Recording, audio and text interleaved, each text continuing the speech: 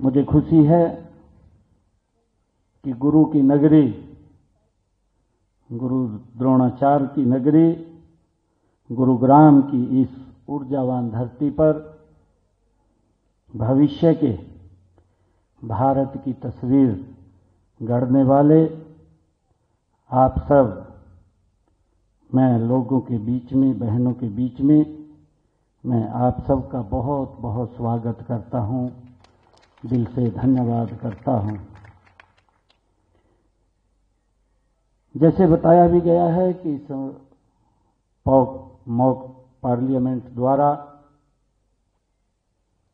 जो इमरजेंसी देश के अंदर लगी थी और इमरजेंसी के समय जो यातनाएं लोगों ने सही थी, उन सब को स्मरण करने का ये हर वर्ष हम उसको याद करते हैं। 25 जून 1975 वो काला दिन, जब पूरे देश के अंदर अस्थिरता का माहौल खड़ा हो गया था। हम सब जानते हैं, हमारे बुजुर्ग, हम उनसे बातें भी सुनते हैं, क्योंकि जब ये इमरजेंसी लगी, मुझे तो सोचती भी नहीं थी, मैं तो बहुत छोटा था, परंतु बुजुर्गों से हम बात सुनते हैं कि इस प्रकार का एक घटनाक्रम हुआ कि देश के अंदर ना तो कोई अस्थिरता थी, देश के अंदर ना कोई प्राकृतिक आपदाई थी, देश के अंदर ना कोई भूचाल आया था। हमारे स्वतंत्रता सेनानी जिन्होंने इसको भुगता है, जिन्होंने उस काले दौर को सहा है, किस प्रकार की यातनाएं उस समय के अंदर दी गई, और वो क्यों दी गई कि अपनी स्वार्थ पूर्ति के लिए, अपनी संकुचित मानसिकता के लिए, कि माननीय हाई कोर्ट इलाहाबाद का एक फैसला आता है, उस फैसले में चुनाव से अयोग्य करार दे देते हैं, और जब उसको अयोग्य करार दे देते हैं तो पूरे देश का गला घोटने का रात के 12 बजे आदेश पारित हो जाता है और देश में इमरजेंसी लग जाती है। इस प्रकार का दौर देखा है, और वो लोग जिन्होंने इसको सहा है, जो स्वतंत्रता सेनानी रहे हैं, जिन्होंने उस कष्ट को झेला है, वो इस प्रकार का कष्ट था। जब देश आजाद हुआ, अंग्रेजों ने भी उतना अत्याचार नहीं किया जितना अत्याचार उस इमरजेंसी के समय के अंदर लोगों के ऊपर हुआ है।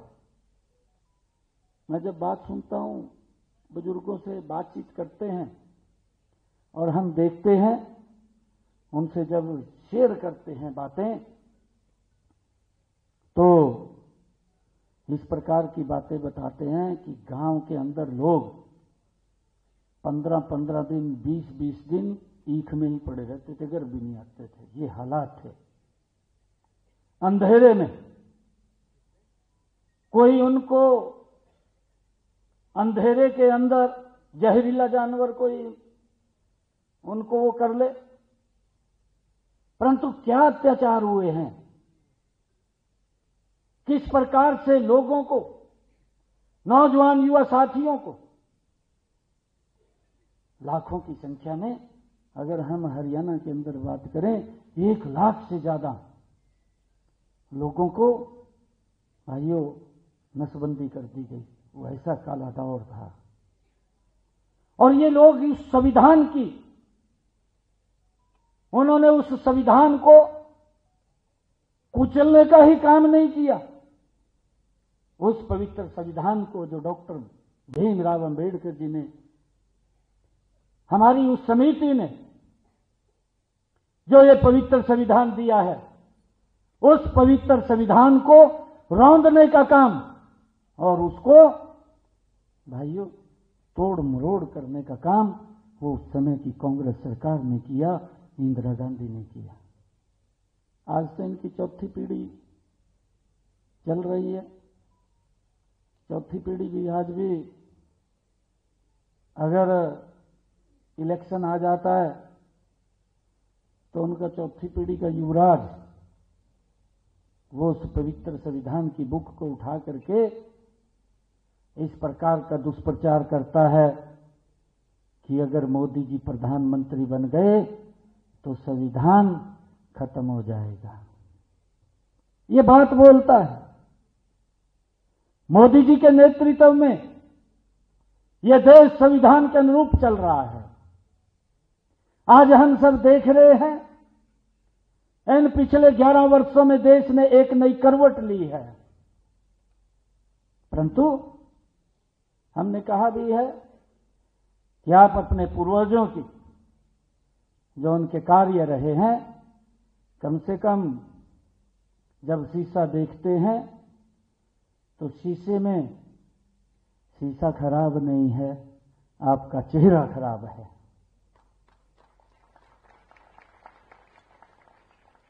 जब आप शीशे में देखते हैं, फिर उंगली उठाते हैं शीशे के ऊपर, वो शीशा खराब नहीं, आपका चेहरा खराब है। अगर इनके पूर्वजों का देखें, सरदार वल्लभ भाई पटेल जिन्होंने इस देश को, इस देश के संविधान के अनुरूप 562 रियासतों को एकजुट करने का काम सरदार वल्लभ भाई पटेल ने किया। एक ही रियासत इनके जिम्मे आई, जवाहरलाल नेहरू।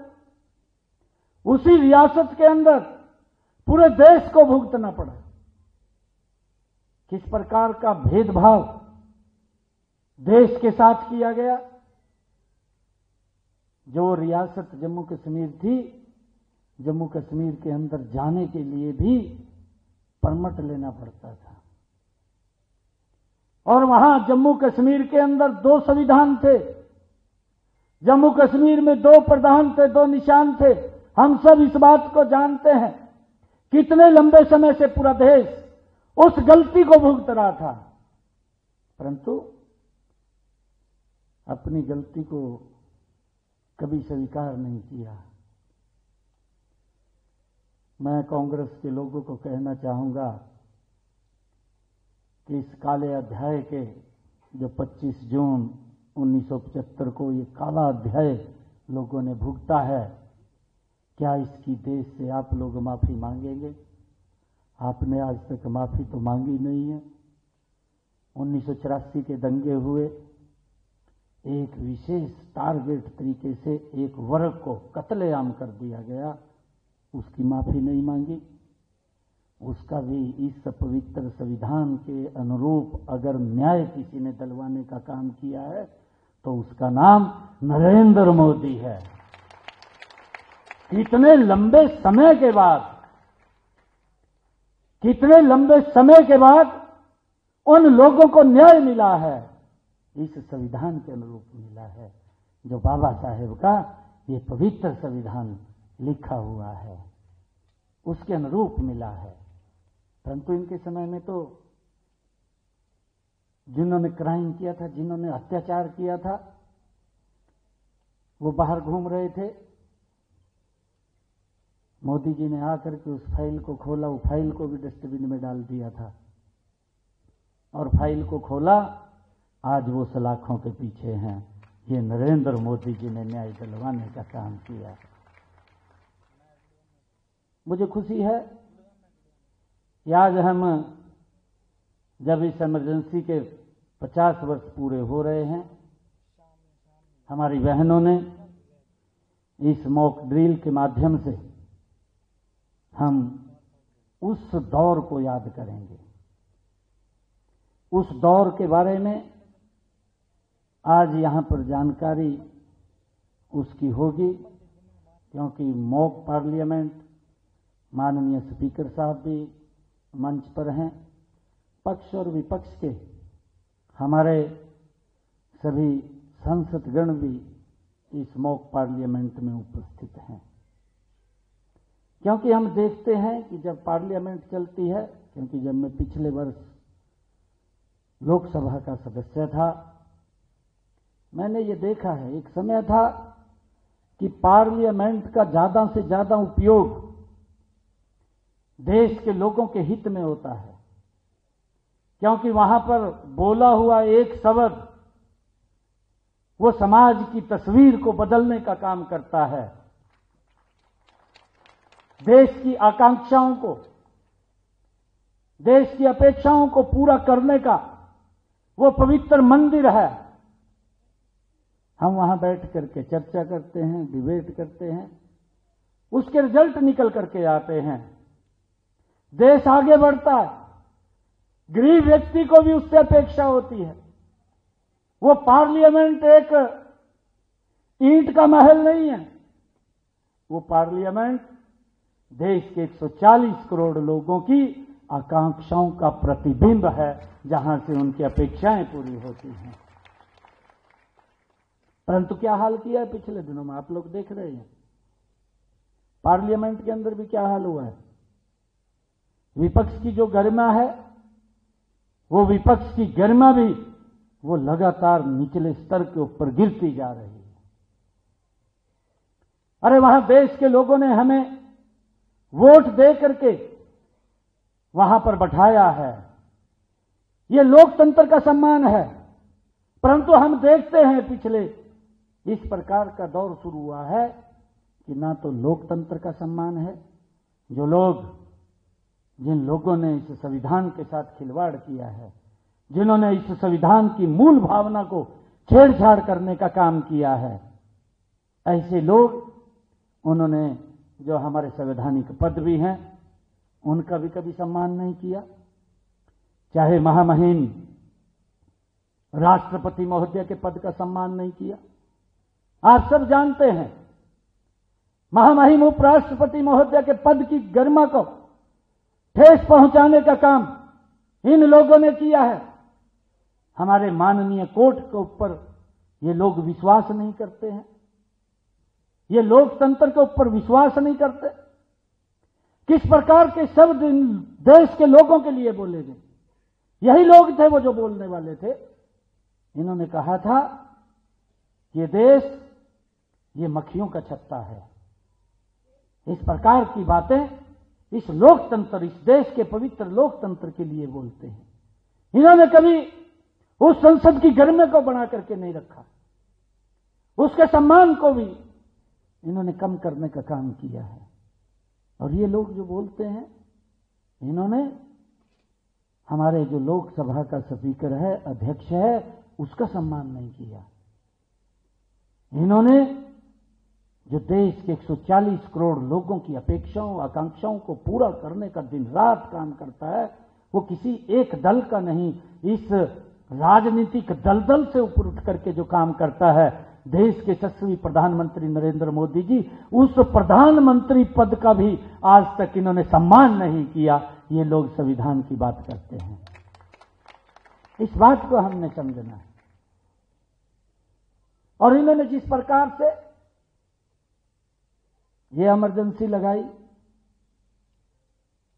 उस कोर्ट का ही तो फैसला था जिसका सम्मान नहीं किया इंदिरा गांधी ने। ये कैसे बुक उठा करके घूम रहा है। अरे अपने पूर्वजों के कार्यों के बारे में तो आप देखिए कि उन्होंने तो इस पवित्र संविधान की गरिमा को आज तक नहीं बनाया, स्वयं इसने नहीं बनाया, यह भी हम सब जानते हैं। राहुल गांधी ने नहीं बनाया, पूरे देश को मालूम है। इनकी सरकार थी, देश के 140 करोड़ लोगों की अपेक्षाओं, आकांक्षाओं का प्रधानमंत्री जो देश ने चुना था, किसी एक दल का नहीं। मैंने कहा है कि मोदी जी अगर काम करते हैं तो देश के 140 करोड़ लोगों की बात को ध्यान में रख करके योजना बनती है। परंतु इनके समय के अंदर भी जिस प्रधानमंत्री ने बिल बनाया, बिल लेकर के आए, लोकसभा के अंदर चर्चा चल रही, ये युवराज वहां लोकसभा के अंदर सदस्य के रूप में बैठा, इसी का ही प्रधानमंत्री, इसका नहीं, यह देश का प्रधानमंत्री था, वो इसका नहीं था। प्रधानमंत्री का पद उसकी गरिमा होती है, परंतु इस युवराज ने उस प्रधानमंत्री के सम्मान को भी तार तार उस लोकसभा के अंदर करने का काम किया। वो जो बिल लेकर के आए थे वो बिल फाड़ करके उसी को ऊपर फेंक दिया। पूरे देश ने देखा है कैसे प्रधानमंत्री के पद का भी ये सम्मान कर सकते हैं। ये कभी इन्होंने संविधान का सम्मान नहीं किया, और यही कारण है कि अपनी इच्छा पूर्ति को पूरा करने के लिए आज भी है तो उस सपने के अंदर हैं कि हम ही प्रधानमंत्री हैं, हम ही कोर्ट हैं, हम ही लोकसभा हैं, हम ही लोकसभा के अध्यक्ष हैं, हम ही राष्ट्रपति हैं, हम ही उपराष्ट्रपति हैं। इनकी तो यही सोच है, आज भी उससे बाहर नहीं निकले। देश ने बाहर कर दिया है इनकी गलत नीतियों के कारण। आज मैंने कहा है कि हमारी बहनें इस मॉक पार्लियामेंट के माध्यम से यहां पर डिबेट होगी, परंतु डिबेट भी एक शालीनता के साथ होनी चाहिए, उसका रिजल्ट निकलने चाहिए, उसका देश के लोगों को लाभ मिलना चाहिए, देश विकास की गति के ऊपर आगे बढ़ना चाहिए। आदरणीय प्रधानमंत्री जी ने जो सपना देखा है कि भारत 2047 तक विकसित राष्ट्र बनेगा, उसकी मूल अगर भावना कहीं बसती है तो वो पार्लियामेंट है। उस पार्लियामेंट के माध्यम से ही ये भारत विकसित राष्ट्र की तरफ जाएगा। अगर वहां डिबेट सार्थक नहीं होगी, डिबेट ठीक नहीं होगी, उसकी चर्चा ठीक नहीं होगी, वहां पर किस प्रकार से आजकल डिबेट के अंदर हल्लाहू बोला जाता है, किस प्रकार से काम को बाधित किया जाता है, यह भी एक चिंता का विषय है। और इससे कहीं ना कहीं देश की विकास की गति धीमी पड़ती है। जब हम कहीं, अरे आप विरोध करिए, विरोध करना इस लोकतंत्र के अंदर अधिकार है, हर व्यक्ति को अधिकार है, यही तो हमारे इस लोकतंत्र की खूबसूरती है। परंतु उस खूबसूरती को भी ये कभी सम्मान नहीं देते हैं। आप विरोध करिए, कोई ये थोड़ी बोलता है कि विरोध मत करिए, परंतु विरोध करने का भी तरीका होता है, विरोध करने का भी एक आपके पास, क्योंकि बीजेपी इतने लंबे समय तक विपक्ष में भी रही है, ऐसा नहीं है कि विपक्ष में नहीं रही। अगर विपक्ष के अंदर अटल बिहारी वाजपेयी जी उठ करके खड़े होकर के बोलते थे तो उस समय के प्रधानमंत्री भी साइलेंस होकर के उनकी बात को सुनते थे कि क्या बोल रहे हैं, उसका लाभ अगर कहीं देश के लिए कोई निर्णय सरकार करती थी तो विपक्ष की जिम्मेवारी है कि उसका समर्थन करें। अरे आज देश इतनी गति से आगे बढ़ रहा है, एक भी फैसला अच्छा नहीं लगा, ये क्या तरीका है? कोई तरीका नहीं है। अरे कुछ तो ठीक किया होगा मोदी जी ने, जिसको नॉन स्टॉप तीसरी बार देश का प्रधानमंत्री देश के लोग बना रहे हैं।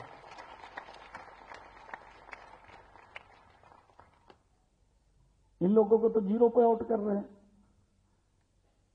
आगे भी नहीं इनको बख्शेंगे। कैसे बख्शेंगे इनको? इनके जो कार्य हैं वो हर व्यक्ति जानता है।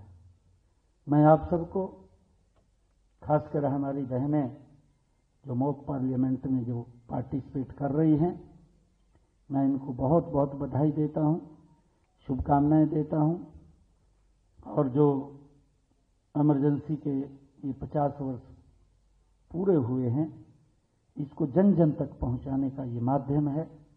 क्योंकि हमारे जो चाहे इलेक्ट्रॉनिक मीडिया है, चाहे प्रिंट मीडिया है, आम जन से हमारी बहनें इस बात को चर्चा करती हैं, क्योंकि हमारे लोकतंत्र सेनानी अभी हमारे बीच में खड़े हैं। इनके ऊपर तो अत्याचार हुए हैं, परंतु जितना अत्याचार इनके ऊपर हुआ है उतना ही अत्याचार परिवार के लोगों के ऊपर भी हुआ है। हमारी बहनों ने भी उस अत्याचार को सहन किया है, क्योंकि वो बराबर की भागीदारी थी।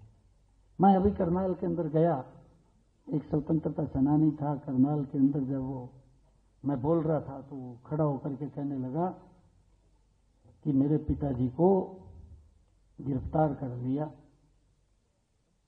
क्या हालात किए, रोंगटे खड़े हो जाते हैं बात सुन करके।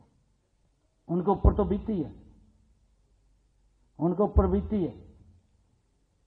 सिगरेट से शरीर को जला देते थे, ऐसे लगा कर, ऐसे लगा कर। मुंह के अंदर गंद डाल दिया, पजामे के अंदर चूहे डाल दिए, कुछ बोल नहीं सकते थे। कितना अत्याचार किया है, कोई छोटा अत्याचार नहीं था।